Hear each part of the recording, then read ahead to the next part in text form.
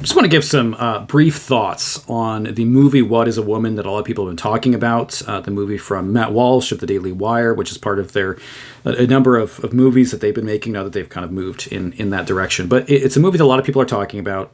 This is not a political commentary channel by any means.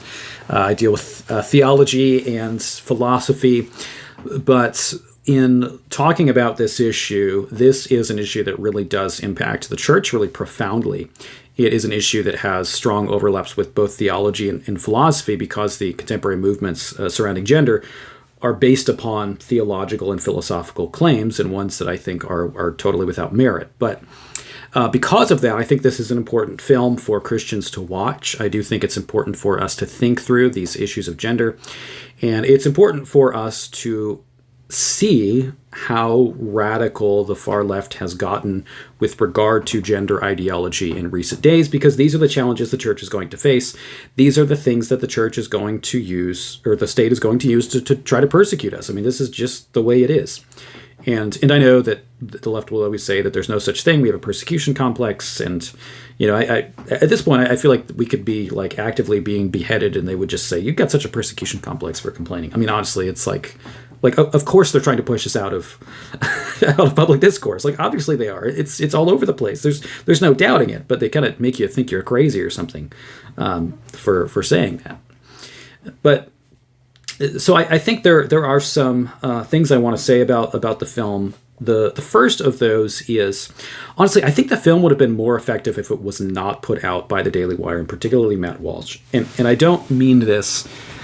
I don't mean that as an insult to him or them as an organization in any way whatsoever. They're a political group, so they do political things, and he's a political figure, and this has, very very much has political implications. But the reason I say that is because these issues of gender really extend far beyond the quote unquote conservative liberal divide or Republican Democrat divide. Of course, these things affect people from all over the world. It's not just our American political context that determines everything, even though us Americans tend to think everything centers around us, but it doesn't.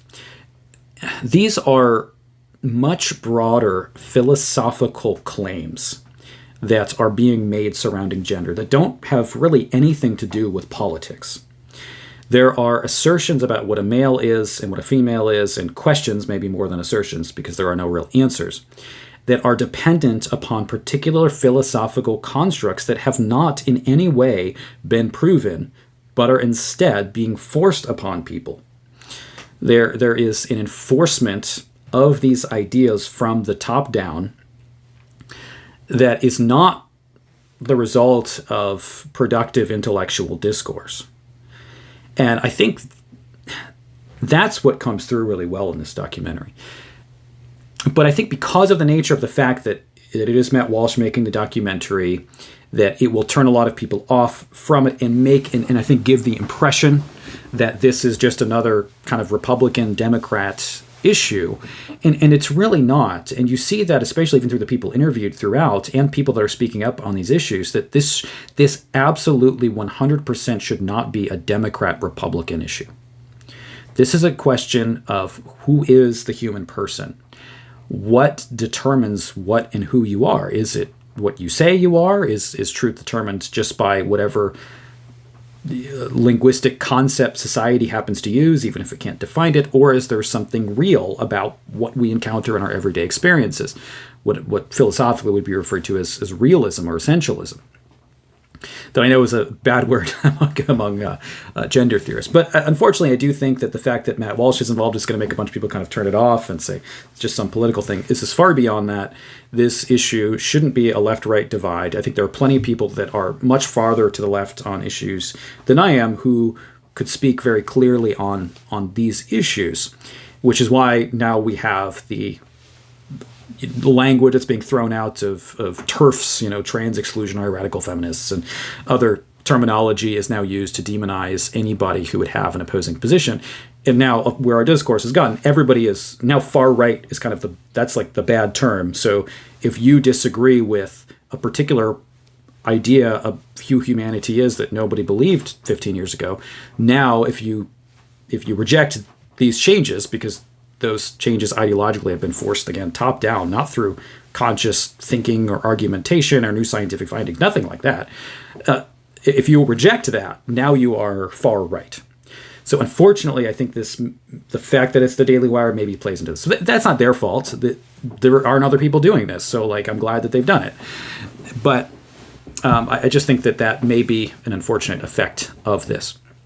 And there is a little bit of playing into that. I didn't like that at the end, there was a comment by Matt Walsh about being muzzled by a mask. And just because I think that the best thing we can do in terms of these radical gender issues is separate it from debates about vaccinations and separate it from debates about the effectiveness of masks and economics and all of the other stuff. And I'm not saying that it's not important, by the way.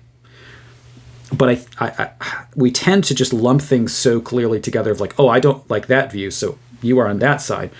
We need to take things issue by issue. We should. And I would like to see that more. And there were a couple things in the documentary that led to that. It wasn't a lot, though. Now, I think that the strength, though, in this documentary really is in the fact that it largely lets people speak for themselves.